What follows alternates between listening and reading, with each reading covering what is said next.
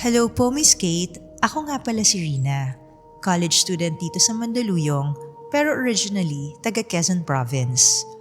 Nag-aaral ako ngayon ng nursing at ako na lang ang nakatira sa maliit naming studio unit. Si Mama, nasa probinsya. May edad na, pero malakas pa. Tumatawag siya minsan kung namimiss ako, pero hindi kasing dalas ng dati. At ngayon, gusto ko lang i-share sa iyo, Miss Kate, at sa mga nakikinig kung bakit hanggang ngayon hindi pa rin ako nakakatulog ng maayos. Kasi habang sinusulat ko to, ramdam ko pa rin yung unang gabing narinig ko ang boses niya. Boses ni Mama. Mula sa kabilang kwarto ng unit ko.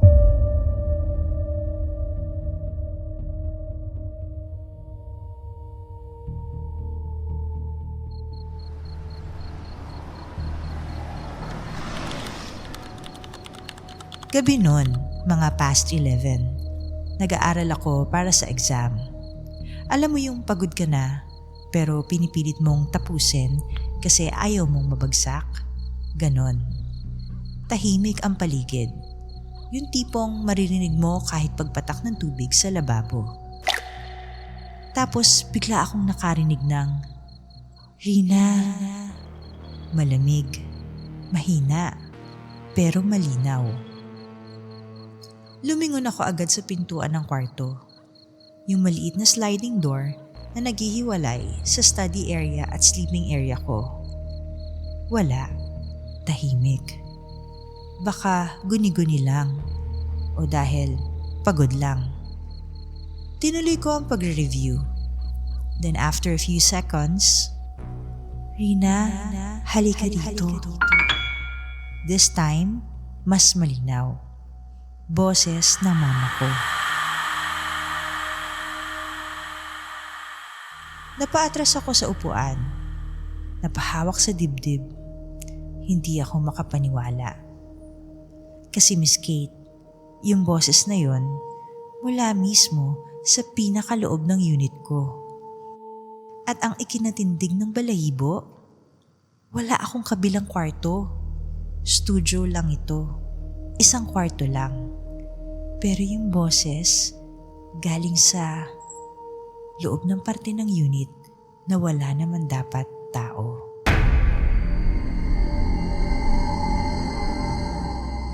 "Mama?" Walang sumagot. Pero hindi ako nagtatakbo. Hindi rin ako sumigaw. Nakatayo lang ako, hawak yung cellphone. Nanginginig yung mga kamay ko. Nag-call ako kay Mama.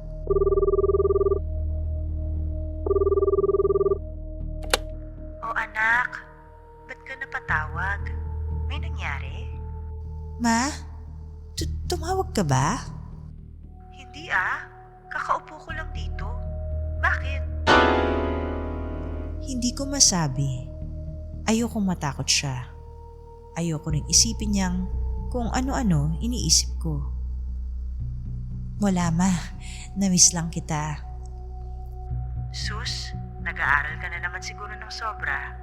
Matulog ka na nga anak, baka napapagod ka." At doon ako kinilabutan ng mas malala. Kasi yun din ang tono.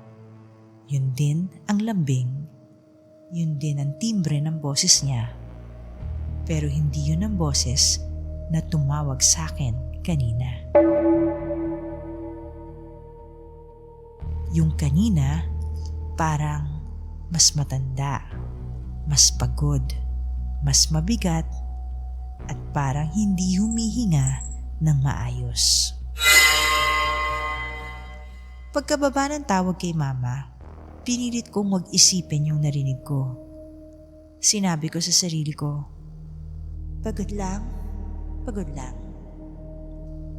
Pero habang nakaupo ako, may narealize ako na mas hindi ko maintindihan.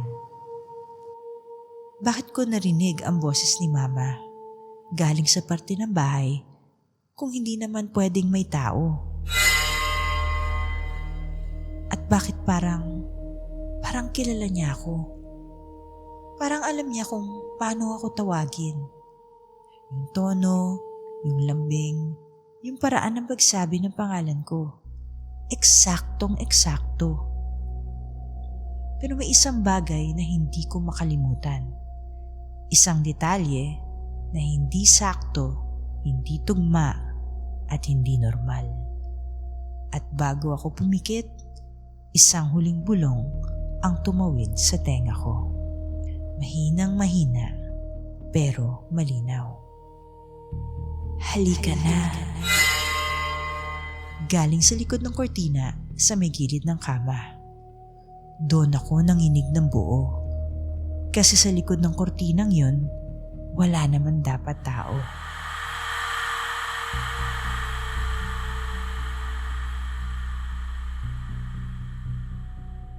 Kinabukasan, parang wala namang kakaiba. Maaga akong nagising kahit halos 2 oras lang ang tulog ko. Siguro dahil sa kaba, siguro dahil sa hindi ko maintindihan yung pakiramdam na may bisita kagabi sa unit ko kahit ako lang mag-isa. Kailangan kong magpakatino. May exam ako, may deadlines. Ayokong bumagsak dahil lang sa kung ano man yun. Pero kahit pilitin kong kalimutan, may mga palatandaan na hindi ko kayang isara ang mata sa nangyari. Kasi nung tumapat ako sa salamin habang naghahanda, para akong may nakikitang ibang tao sa likod ko. Hindi malinaw, parang idea lang, pero ramdam ko. Yung tipong parang may bantay, tahimik, nag-aantay. Paglabas ko ng unit, nakasalubong ko si Ate Minda, yung matagal nang nakatira sa kabilang pinto. Mga late 50s, palaging naka-duster, mabait. Pero nung makita niya ako, para siyang may gustong itanong pero nag-aalangan.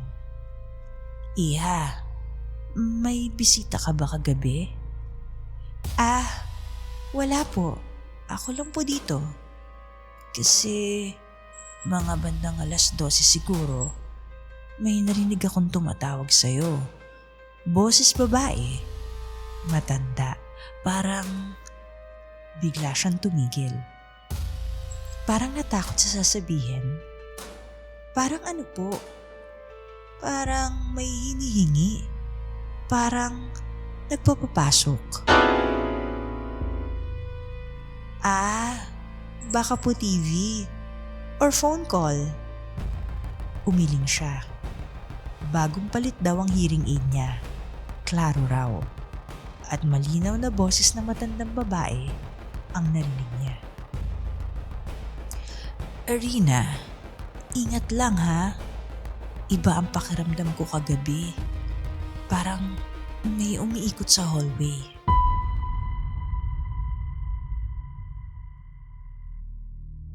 Naisip kong baka coincidence lang to, stress o pagod. Pero habang naglalakad ako papuntang elevator, may humabol sa akin. Rina! Parang dumula sa pader yung boses. Parang hindi tao ang pinanggalingan. Lumingon ako. Walang tao. Si Ate Minda nakapasok na sa unit. Tahimik ang hallway. Sinara ko ng mabilis ang elevator door. Kahit malamig yung aircon, pinagpapawisan ako. Pagdating ko sa school, akala ko mawawala na yung bigat. Kasi normal doon. Maingay, marami akong kasama. Pero habang nagre-review kami ng mga blockmates ko, napansin nila na tulala ako. Irina, okay ka lang? Para kang hindi natulog. Ha? Ayos lang. Review lang siguro. Pero umangat yung kilay niya. May tumatawag kasi sa'yo kanina habang naglalakad ka sa hallway. Hindi ko boses yun. Ha? Sino? Parang mama mo na galit. Bakit? Napagalitan ka ba bago pumasok? Tumawa sila ng kaunti. Pero ako, parang sinampal. Hindi ko alam kung bakit umiinit yung mata ko. Parang gusto kong umiyak. Pag-uwi ko, sinubukan kong i-check yung CCTV app ko. Meron kasi akong maliit na wifi cam sa sala. Nilagay ko para sa security. Pero hindi ko pa nagagamit ng seryoso. Sa logs, may sound detection alert sa bandang 11:27 PM kagabi. Kinabahan ako, pero pinindot ko play. Rina, halika. Boses talaga. Boses ng babaeng matanda. Boses na kamukhang kamukha ng kay mama. Pero parang mula sa taong nauubusan ng oras. Parang boses ng taong malayo. Pero pilit umaabot. At ang pinakakinilabutan ako, galing yung boses sa mismong sulok na pinaglagyan ko ng CCTV sa loob mismo ng unit ko.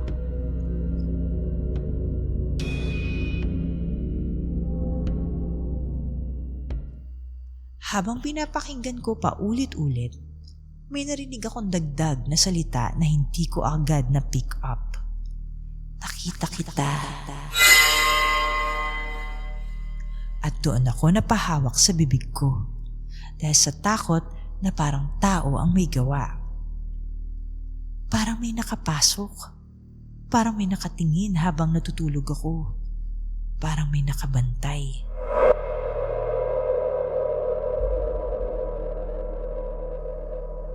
Pagkatapos kong mapakinggan yung CCTV audio, hindi ako makapasok sa kwarto. Pati yung mini kitchen, naiilang akong lumapit. Kahit yung sa ilalim ng study table, parang may tao.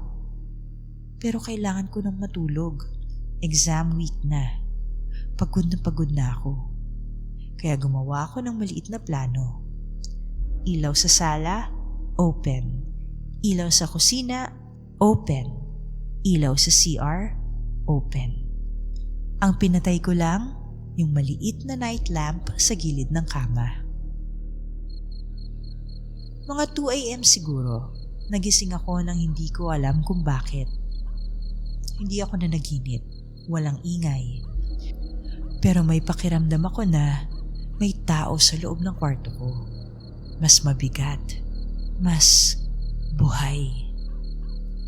Nakatihaya ako, nakatingin sa kisame, hindi ako makagalaw. Tapos may narinig ako, mahina, sobrang lapit.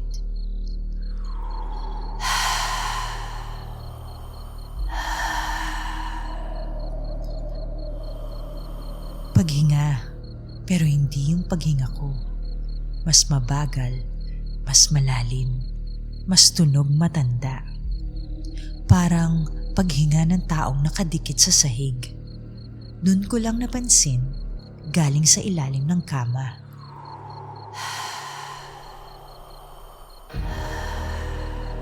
Hindi ako makasigaw. Kinuha ko yung cellphone ko. Inikot ko ng konti ang camera sa gilid ng kama. Kahit hindi ako lumuhod o tumingin. Tapos kinuha ko ang lakas ng loob para pindutin ang record button. Ilang segundo, tahimik. Tapos biglang may tunog, parang siko o tuhod na dumudula sa sahig. Rina!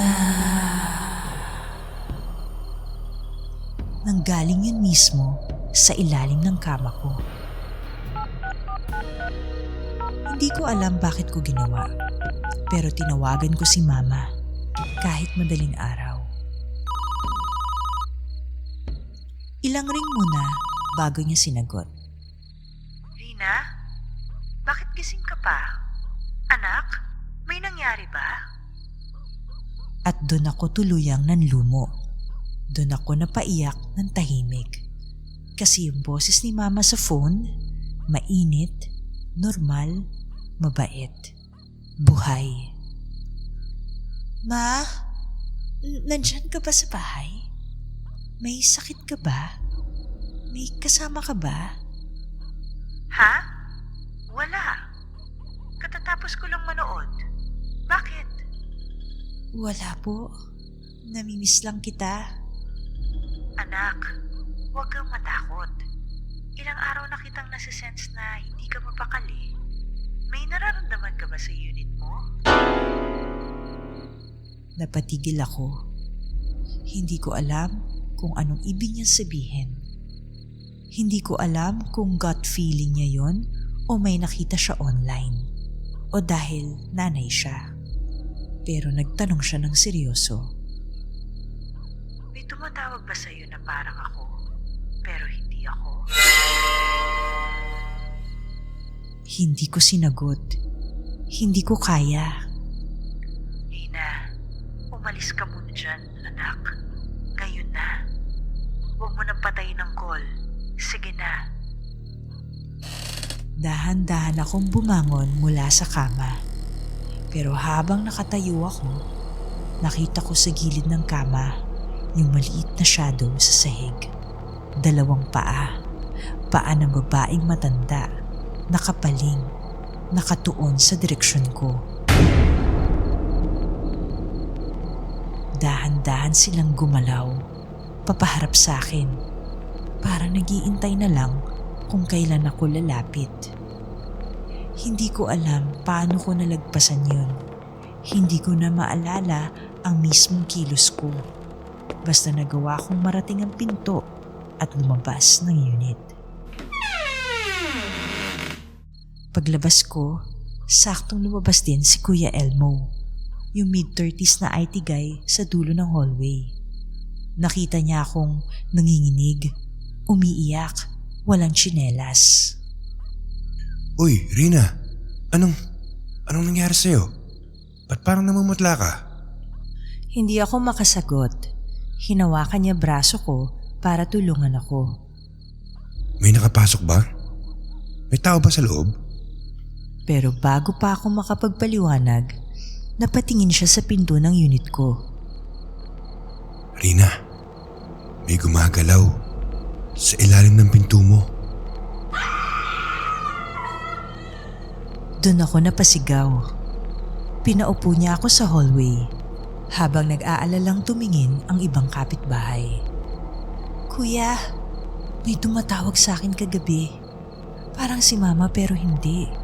Tapos may humihinga sa ilalim ng kama. Kuya, hindi ko na kaya. Tahimik siya. Tapos nagsalita siya ng mabagal.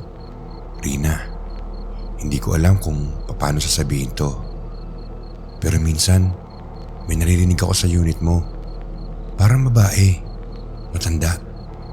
Parang naghahanap ng kasama. Natulala ako. At hindi lang ako. Minsan daw, sabi ng guard, may nakikita raw siya na nakasilip sa peephole mo pag nag-around siya ng madaling araw. Napahawak ako sa bibig ko. Hindi ko alam kung sisigaw ako o mahuhulog na lang sa sahig.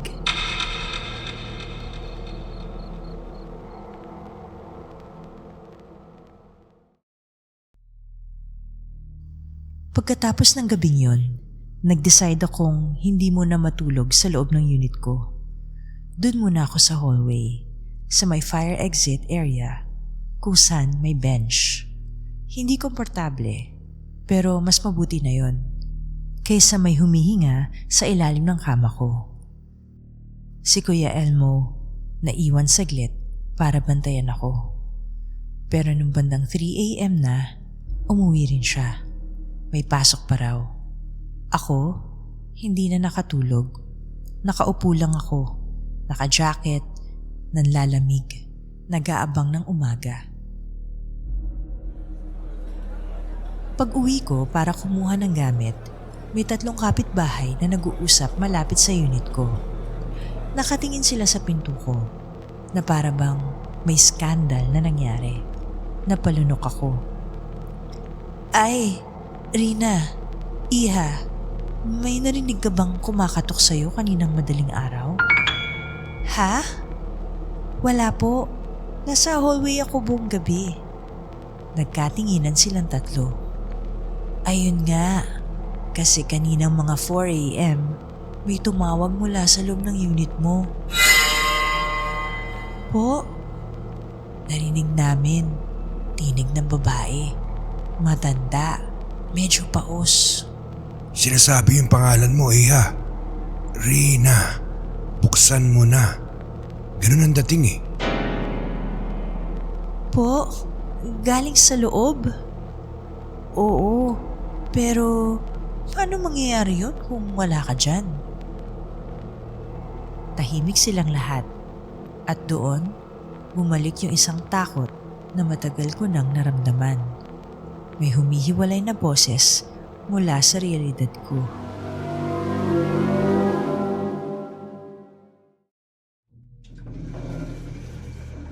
Ilang oras lang ang lumipas, nagdesisyon akong bumaba para bumili ng pagkain. Pagpasok ko sa elevator, ako lang mag-isa. Tahimik, sobrang tahimik, hanggang Rina. Hindi ko alam kung saan galing. Parang galing sa likod mismo ng elevator walls.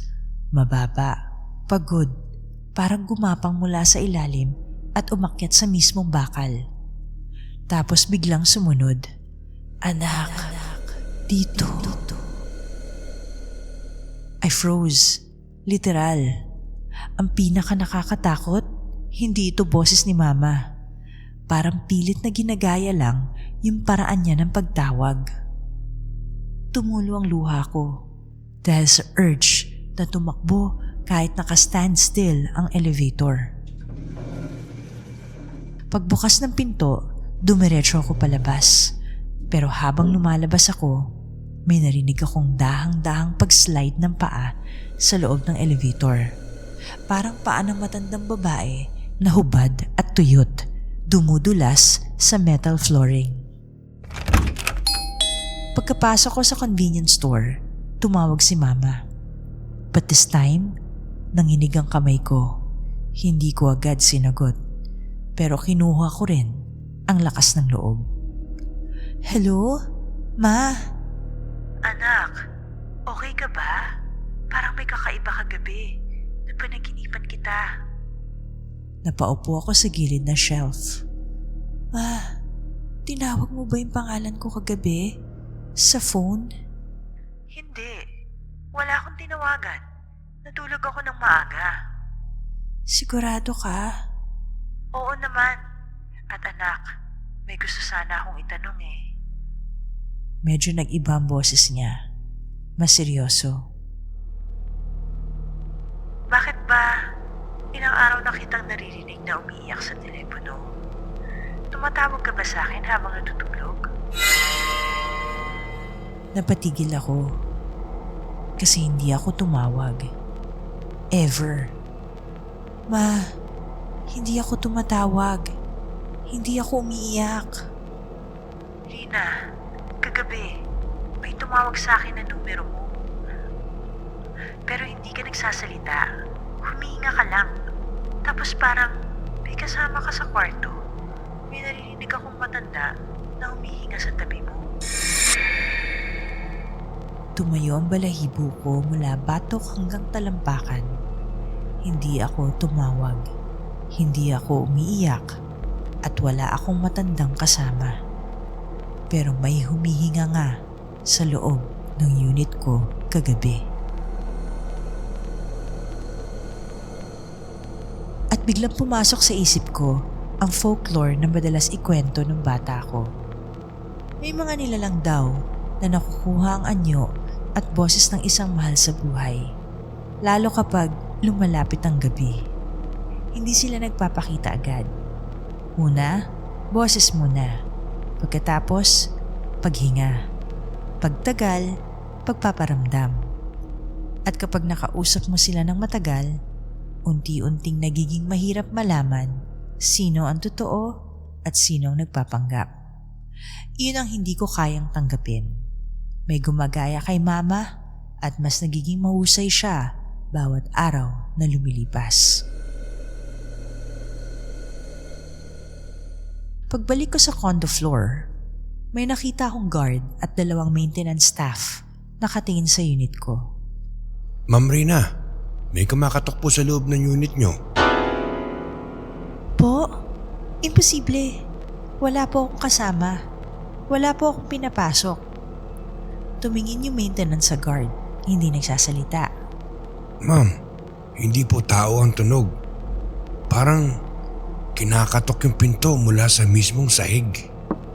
Parang kumakatok pero nakadikit sa ilalim. At saka ma'am, narinig din namin kanina may tumawag ng Rina mula sa loob.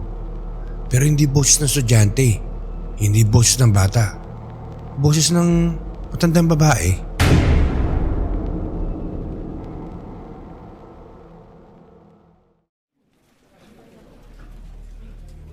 Kinabukasan, kahit antok na ako, pumasok pa rin ako sa klase. Pero ang totoo, hindi na ako makapag-focus. Parang naiwan yung tenga ko sa dorm. Pag uwi ko, may dalawang nakatambay sa hallway. Si Ate Minda at si Kuya Elmo.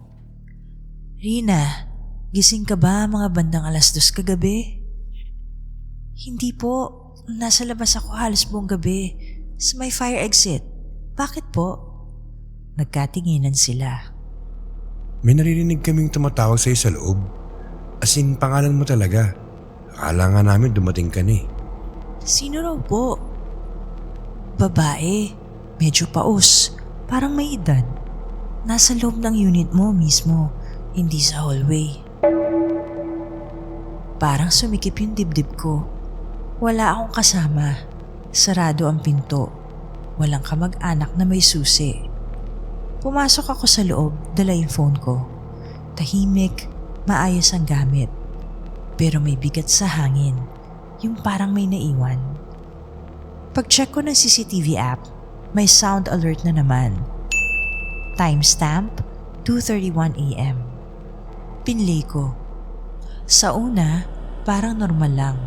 Mahinang ugong, aircon, refrigerator. Tapos biglang may boses. Rina, halika na. Hindi galit, pero hindi rin malambing. Parang pilit. Pinatay ko agad. Kinabahan ako, hindi dahil multo siya, kundi dahil malinaw naggaling sa loob ng unit. Walang ibang kumilos sa video, pero may nagsasalita. Tumawag ako kay Mama. Napaupo ako sa kama habang hinihintay sumagot.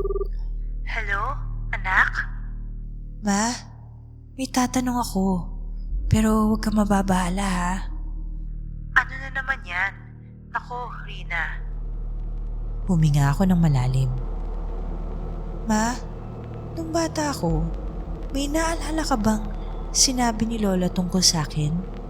Yung parang may nilalang daw o may kakaiba sa pandinig ko? Tumahimik si Mama saglit. Narinig ko pa yung TV sa background nila sa probinsya. Bakit mo na itanong yan bigla? Ma, sagutin mo muna. Please? Napabuntong hininga siya. Nung maliit ka pa, mga 4 na taon siguro, isang beses na wala ka sa bahay. Nakita ka ni Lola sa may likod, sa puno ng bayabas. Parang may kausap ka na wala naman doon. Sabi niya sa akin noon, yung batang yan, malakas ang pandinig. Huwag mo hayaang sinasagot ang kung sino-sinong tumatawag. Akala ko pamahiin lang. Hindi na natin pinag-usapan mula noon. Ma, may naalala ka kung ano raw yung naririnig ko noon? Wala anak. Basta galit na galit si Lola. Pinagalitan ka. Tapos paulit-ulit niyang sinasabi, huwag ka sasagot pag hindi mo nakikita. Ba't mo natanong? Hindi ko muna kinuwento lahat. Ayokong matakot siya ng sobra. Wala ma, may napanood lang ako online. Namiss lang din kita. Ako, Rina, huwag kang nagpupuyat. Kung may problema ka dyan, umuwi ka muna dito. Wala namang masama. Pagkababa ng tawag, doon ko lang pinakawalan yung hingang kanina ko pa pinipigilan. So, nung bata pa ako, may tumatawag na sa akin noon at malamang hindi tao.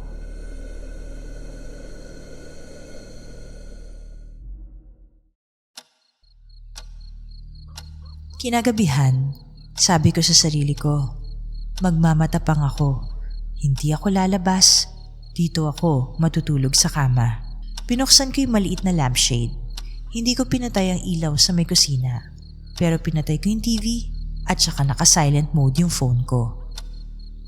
Siguro pasado 2:00 nagising ako. May mabigat na pakiramdam na parang may isang tao pa sa kwarto. Ilang segundo akong nakahiga, nakatalikod sa gilid ng kama, tapos narinig ko. Paghinga, malalim, mabagal, pero hindi galing sa dibdib ko, galing sa ilalim. Ayokong lumingon, ayokong gumalaw. Ang tanging nagawa ko lang, dahang-dahang kuhanin yung phone ko sa tabi ng unan.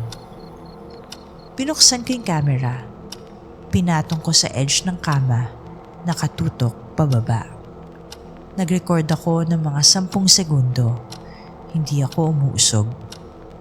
Pagkatapos nun, dahan-dahan kong kinuha ulit at tumakbo diretso sa pinto palabas. Pagdating ko sa hallway, nanginginig yung kamay ko habang piniplay yung video. Ang kita lang sa frame, yung ilalim ng kama ko. Naka-zoom in lang ng kaunti. Walang paa, walang ulo, walang shadow na malinaw. Pero rinig sa audio, sobrang linaw. Rina, dito ka na. Pareho ng tono nung nasa phone. Same boses na ginagaya si Mama. Pero mas malapit ngayon. Mas parang kasama ko sa unit. Nasa sahig ako sa may fire exit. Antok na antok pero hindi ako makapikit. Dumating si Kuya Elmo galing night shift. Oh, Rina, dito ka natutulog? Anong problema? Hindi ko alam paano sasabihin ng hindi siya matatawa o matatakot. Pero sa mukha niya, mukhang hindi na siya bago sa kwento. Pinapili ko na lang sarili ko. Mas nakakahiyang magpaliwanag kapag natagpuan akong baliw sa hallway. Kuya, may naririnig ako sa unit. Boses ng babae. Tumatawag sa akin. Paulit-ulit. Ngayon mo lang naririnig? Matagal ko na minsan naririnig yan eh. Akala ko nga TV mo. Pero minsan, kahit wala ka, may bumubulong pa rin sa loob. Hindi lang pala akong saksi. Habang nag-uusap kami, nag-vibrate yung phone ko. Missed call, si Mama. Nagulat ako, 3:00 na. Nag-ring ulit, sinagot ko. Rina, ikaw ba yung tumawag kanina? Hindi po, kakagising ko lang. Bakit? May natanggap akong tawag. Number mo ang nakalagay. Sinagot ko, walang sumagot. Puro hinga lang. Tapos may narinig akong boses ng matandang babae sa likod mo. Parang sinasabi, sa akin ka. Napatingin ako kay Kuya Elmo. Hindi ko na napigilan yung luha ko. May sumusubok tumawag gamit ang number ko. Sa mama ko pa mismo.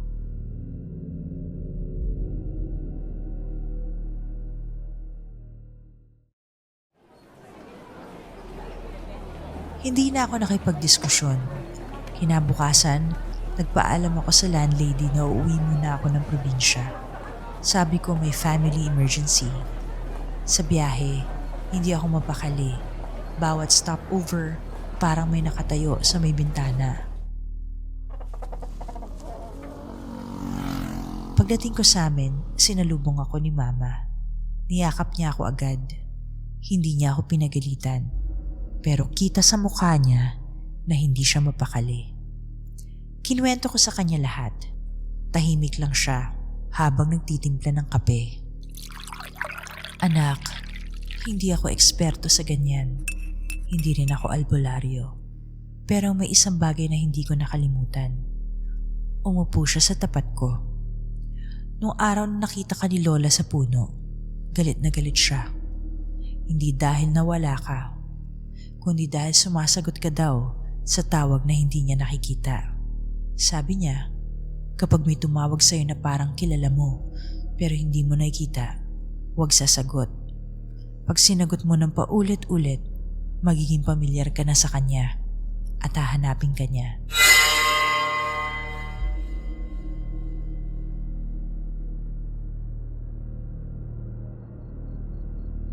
Gabi na nung una ko siyang muling narinig, pero hindi sa kondo, sa bahay na namin. Nakahiga ako sa lumang kama sa kwarto ko sa probinsya. Sariwa ang hangin, tahimik. Dapat mas kampante ako, pero sa kalagitnaan ng gabi, may narinig na naman akong tawag. Mahina, pamilyar ang boses. Rina! Tumayo ang balahibo ko. Akala ko si Mama. Baka may sasabihin lang. Pero nang lumabas ako sa kwarto, tulog siya sa sala. Mahimbing. Naghihilik pa ng kaunti. Yung boses, hindi galing sa loob. Galing sa labas ng bahay. Sa may likod. Sa parte kung saan dati yung puno ng bayabas na pinagsabihan daw ako ni Lola nung bata ako. Lumabas ako sa likod bahay, dala ang flashlight ng tatay ko. Doon ko narinig ulit, Rina, anak, halika rito. Boses ni Mama, eksaktong ritmo, eksaktong lambing. Pero alam ko kung nasan si Mama. Nasa loob, nasa sala. Nakita ko pa yung paa niya mula sa pinto. So kung nandito siya, sino yung sa labas?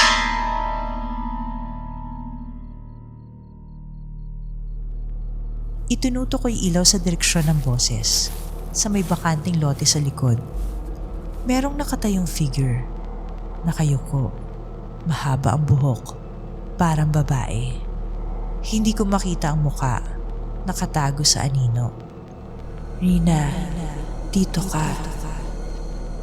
Gusto kong tumakbo pabalik sa loob. Gusto kong sigawan si Mama. Pero naalala ko ang sabi ni Lola sa kwento ni Mama. Kapag sinagot mo na sinagot, magiging pamilyar ka sa kanya at hahanapin ka niya. Sa madaling sabi, napalalim ko na. Matagal na. Bata pa lang ako. Hindi na pwedeng yung simpleng, huwag mong sagutin. Nasagot ko na siya noon. Ang tanging naiiba ngayon, alam ko na kung alin ang tunay na boses ni Mama. Huminga ako ng malalim. Ma, pwedeng lumabas ka saglit? Narinig ko mula sa loob. Ha? Bakit, anak? Lumapit siya sa pintuan, naka-duster, medyo lutang. At doon, sabay kong narinig ang dalawang boses. Isa mula sa tabi ko, yung mama kong bagong gising, at isa mula sa likod ng lote, yung ginagaya ang tono niya. Pareho ang linya, Rina. Pero iba ang tama. Yung isa, pagod, may kaba. Yung isa, flat, parang binasa lang. Tumingin ako kay Mama. Ma, ano yung lagi mong sinasabi sa akin pag umaalis ako papuntang Maynila? Huwag kakalimot umuwi. Huwag mong hahayaang lamunin ka ng Maynila. Paulit-ulit ko nga sinasabi sa'yo yun, no? Humarap ako sa madilim na parte sa likod. Kung talagang ikaw si Mama, ano yung huling bilin ni Lola sa'yo bago siya namatay? Tahimik. Yung nasa likod, walang sagot. Parang nag-iisip. Sa loob, si Mama napatingin sa akin, namumula ang mata. Kahit lumayo ka, may uuwian ka. Ayun sinabi sa akin ng nanay ko. Bakit mo naaalala yan bigla? Sa likod, may narinig akong galaw. Parang nadulas na paa sa damo. parang umatras. Hindi siya nagpakita ng muka, pero ramdam ko, hindi niya kaya. Hindi niya kayang ulitin. Hindi niya kayang sabayan. Hindi niya kayang kopyahin yung bigat ng linyang yon. Kasi wala siyang pinanggagalingang pagmamahal. Boses lang ang kaya niyang gayahin, hindi alaala at puso. Narinig kong unti-unti siyang lumalayo, parang gumagapang, papunta sa likod bakod, palayo na sa amin. Ang malinaw, hindi na niya ako tatawagin sa boses ni Mama. Natalo siya dahil sa isang bagay na hindi kanya, yung totoo naming pinagsamahan.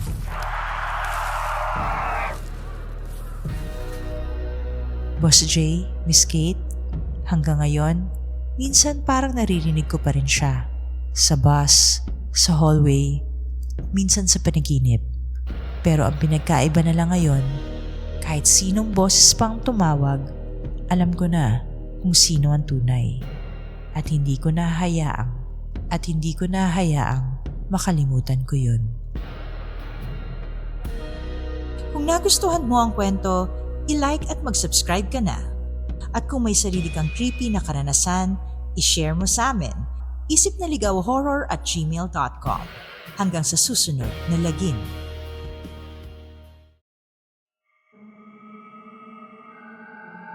May nakakakilabot na kwento ka rin ba o karanasan na mahirap ipaliwanag? Ipadala sa amin sa isipnaligawhorror@gmail.com at baka ikaw na ang susunod na feature sa aming next episode.